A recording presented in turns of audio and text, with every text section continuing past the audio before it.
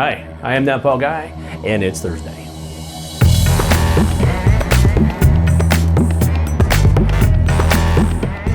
Thursday, April 2nd, 2020, and you might have noticed that earlier this week I did not get a video out. It's one very good reason, and it's right here.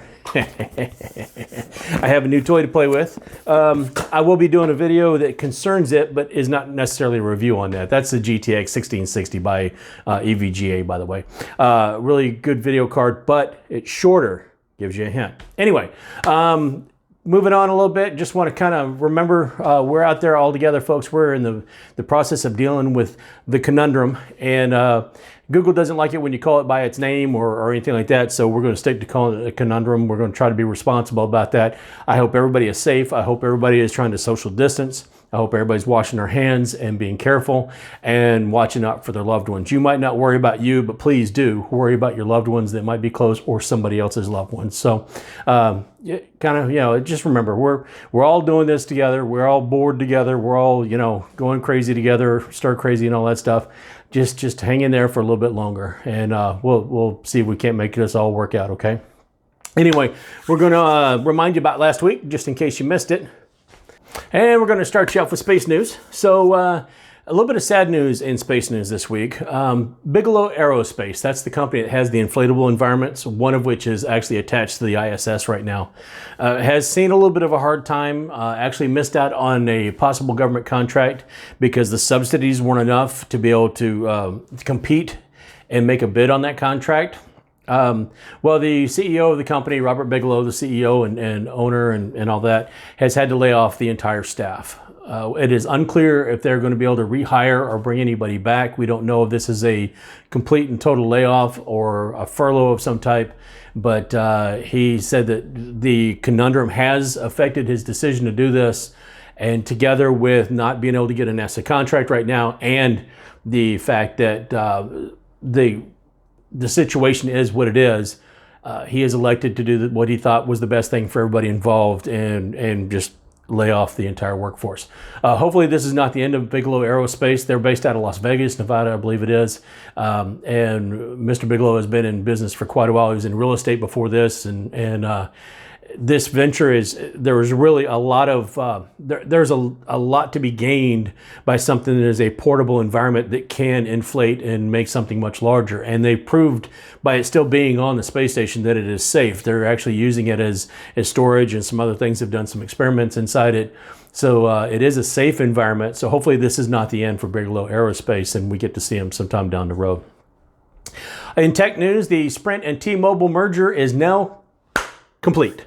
As of Wednesday afternoon, the merger went through, and now you have the new T-Mobile, which is the third largest carrier. I believe it has over 140 million people. This started out as being a $26 billion merger. It has since blossomed into about a $31 billion merger. Yes, that's billion. John Laguerre will be stepping down as the CEO, and Mike Sievert will be taking over. He is the current COO, the Chief Operating Officer. As of today, I believe it is, he takes over as the new CEO. Laguerre will be staying on be staying on the board until about mid-June or end of June or something like that, I believe it is. But what this does to affect everybody else, obviously this is going to give them increased bandwidth, increased availability to service all their customers. The goal is within 3 to 6 years to have this expanded out to 99% of the population of the US with 5G coverage, including all the rural areas that is very, very hard to get coverage in right now. They already do have 5G rolled out to about 200 million customers, but it's on a lower bandwidth. With Sprint's addition of their bandwidth, that gives them also a 2.5 gigahertz range, which is a stronger signal, although it doesn't go as far. So they will be able to use the mix of the two of them and be able to provide coverage to most everybody in the United States. What does this mean for T-Mobile customers and Sprint customers right now? Right now, nothing.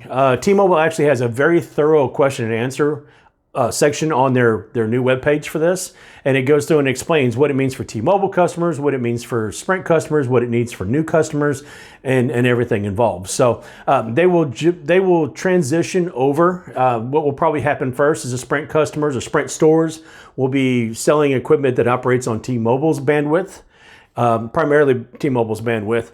and that will gradually transition. So as people buy new phones or go get a new phone after a couple years or something like that, they'll be buying it on the new network. Then you'll probably see a mixture of that and some branding differences. You will still see Sprint stores, you will still see T-Mobile stores, and the staffs and billing and all that stuff will be handled separately for probably up to the next 2.5, 3 years, and they will start combining those slowly as you go too.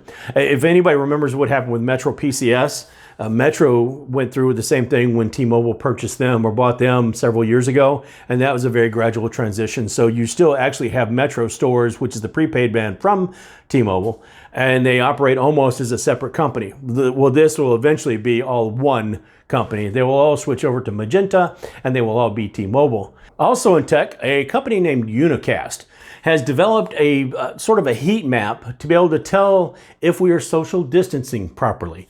Now this data science company has put together not only a map of the United States, but you can click on individual states and get information for individual counties.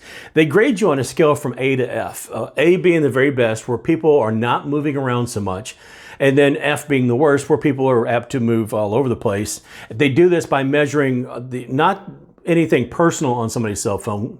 All they're doing is taking the data location off of the mobile phones.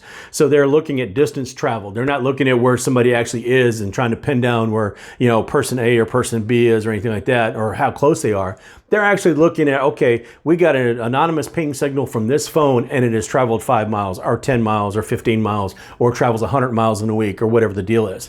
And based on that, they're able to do a grading system and give you the results. I live in Florida. We happen to be a C right now. However, I live in Pinellas County, which is, I believe, a B or an A. I don't remember, but I think we're a B.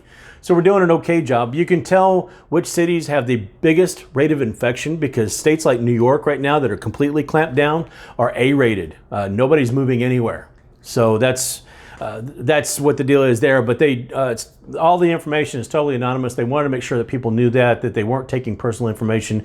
They were just trying to see what distances people were traveling and how far away they were to kind of get an idea of how widespread we are.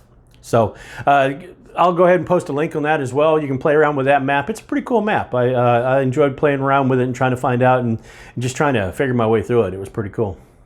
In gaming, NASCAR, or I should say iNASCAR, the virtual NASCAR events for iRacing, ran another event this past week at the Texas Motor Speedway. I say like that because it's the virtual Texas Motor Speedway.